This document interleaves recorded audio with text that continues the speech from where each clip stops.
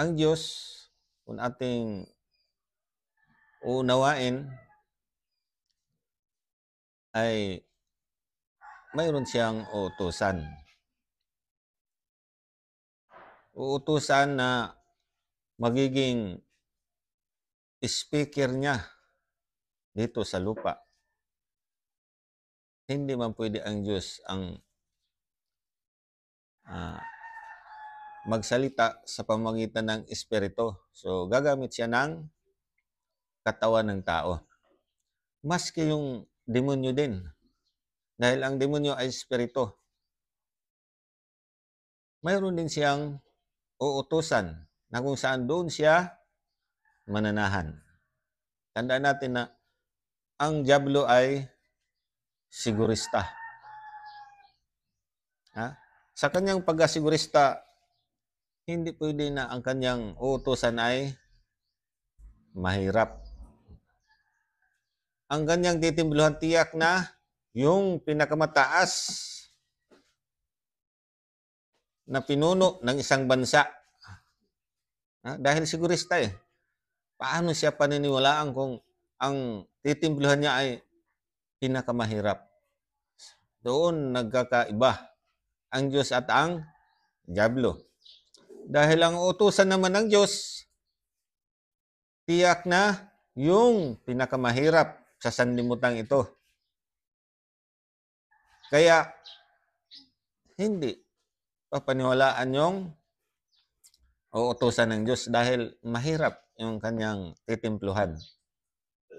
Magkaiba sa diablo na ang titimpluhan ng diablo ay tiyak na mayaman at pinakamataas ang tungkulin sa isang bansa o sa buong sanlibutan.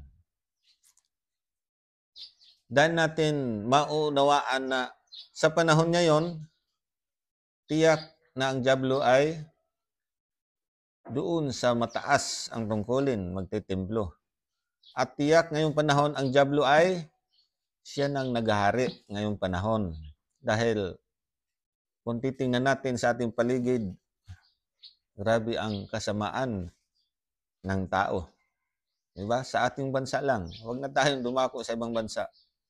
Dito laganap ang kasamaan.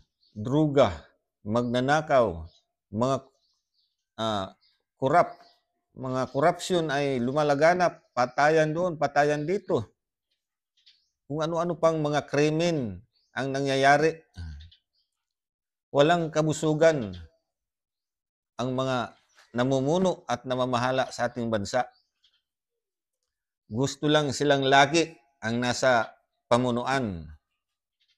Wala silang pagkasawa.